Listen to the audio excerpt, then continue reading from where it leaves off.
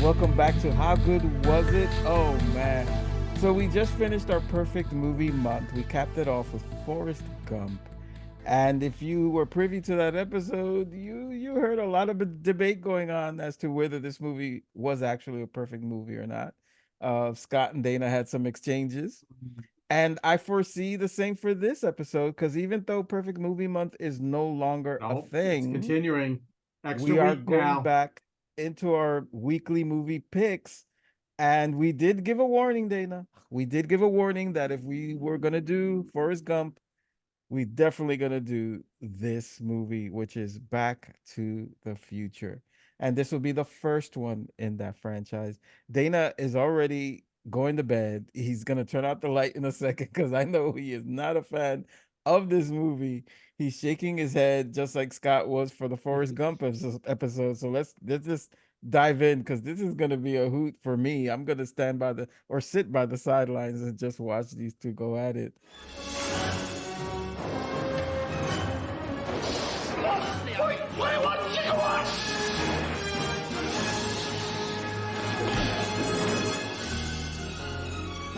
Marty, we're sending you back to the future. Hello, Scott. Holy shit. What? Oh, hey, what's going on? Or should I call you Doc Brown? Yeah, that's more appropriate. Okay. What's happening, June? What's up, Dana? What is up? I'm glad that you at least acknowledged how crazy this guy looks with like his white hair get up and everything. He's Colonel Sanders. That's who he is. We Straight know up. that's exactly what he is. Yeah, he's just Where's the missing gravy at? He's just missing the tie with those things hanging, whatever you call them. Yeah. And the slaves that make the fried chicken. Absolutely. There's a reason that Scott is dressed up this way, and that is because it is a second half to our Back to the Future retro review. There's a movie that we talked about doing for ages since the beginning of this podcast, and for some reason we didn't get to it until now. But the real reason was it's sort of a revenge on Dana. He talked about hating this movie so much that we just had to do it. It gave us the perfect excuse to finally get into Back to the Future. A movie that we're not even sure he had seen before, and he already had so much hate for it. Honestly, when did we get to the reviews? Can we say how good it was already? When did we get that part? Oh, well, we already know it's good, so you don't have to get to the review if you don't want to. But one of the things I always have to stress is if you're watching this on YouTube, this is actually an audio podcast, and you're doing yourself a big disservice if you don't check out the audio version of this show. Longer in length, we get into much more detail, and we have a lot of fun doing it. It's totally free. No subscription necessary. If you have Spotify, if you have Apple iTunes, if you're on Overcast, even on our RSS feed, nothing to sign on to, nothing to pay for, totally free. So get your asses on to the audio podcast. You will not regret it.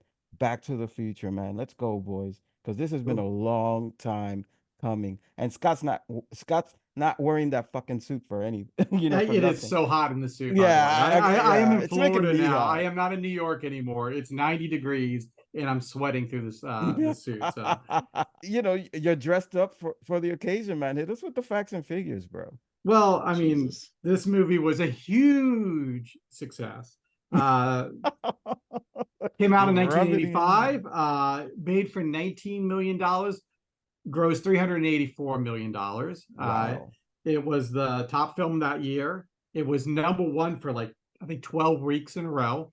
It was nominated for 4 Oscars, 1 for Best Sound Editing. It's a huge hit. It's so much so that it's been said over the years that they want to reboot it, remake it, and Zemeckis says no way. He says as long as he is alive, they will never reboot this, never remake this movie. Zemeckis has said this is his favorite film that he's made too. Really? Did he really say that? Or are you just making that? No, he did. The screenplay is considered so perfect that it is taught at USC. It is taught at USC Film School. When it comes to script writing, it's considered the perfect script. How about Dana? There's nothing to talk about. I'm pretty sure at the film school they use Forrest Gump as toilet paper. So I think that's what they also said in the same thing.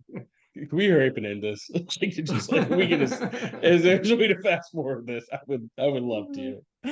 And we Oh can get boy. to the future It was hard for him and to not get this back. film made, though. It was rejected 44 times 44 by, I think, times. 6 different studios. Disney rejected it because of the mother-son incest theme. Yeah. And Nice. most of the other film studios rejected the script because they didn't think it was sci-fi enough. They didn't think it leaned harder into that stuff. This was the day and the age of the raunchy comedy, so they wanted more nudity and sex and stuff like that, and this film does not have that. So it took a while. Spielberg really helped get this get a studio to get it and really championed it the whole way. It was a Steven Spielberg presents, and he was an executive producer on this film too. Robert Zemeckis directed it. He had teamed with Spielberg a few times, and none of those really worked. Used Cars and a couple other films he did with them. And so he decided his next film he would not do with Spielberg because he felt that they would just keep saying that he's Spielberg's friend, and that's the only reason he's directing these movies. So he went out and directed a little film called Romancing the Stone, which was a huge hit, and then he could do whatever he wanted to do. And so he teamed up with Spielberg again and did this film. Dana has shown incredible amounts of restraint. No Go, It's go. it's restraint. the This is a good film. How's it, that? it's the drinks, folks. It is the Oh, drinks. I'm nice and wow. docile. I can't let Colonel Sanders affect my mood because of this movie. So yeah, I where we're find going, little Scott. wrong with this movie, Dave. We I need really no don't think there's roads. anything wrong with anything in this film. Oh So this boy. is a very differing opinion here. So, like I said, this is this is a perfect film. I was surprised. I could not imagine better performances by the main crew, right? Michael J. Fox, all the charm, the physical humor, he hits the comedy bits. Yeah, maybe he doesn't look like a 17-year-old. I think he looks a little older than that, and No he one is in this definitely has movie a looked their age, yeah. so yeah. He definitely has an 80s feel, but I mean it was made in 1980, and I think that's the point. You have to show what 1985 looked like, and you have to show what 1955 looks like. So I think it's very important that you really dig into that day and age. So it's timestamps 85 and 55, right? No, Mhm. I think it's when you're doing a time travel film, you got to be kind of correct of what the day and age looks like. So I get that, but Leah Thompson nails it as mom, right? Doing 2 different ages and crushes it. The young horny teenager and then the old bitter mother. Crispin Glover doing his insane act.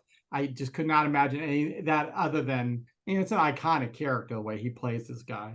Yeah, of course, Christopher Lloyd, amazing as Doc Brown, iconic. He improved a lot of this movie. They would give him stuff, and it was his idea to do the brilliant hair, and he really embodied the character. I find it hard to believe that anybody would have a problem with this movie. Yeah. Especially people that like Forrest Gump. But yeah, I mean, I just find it flawless.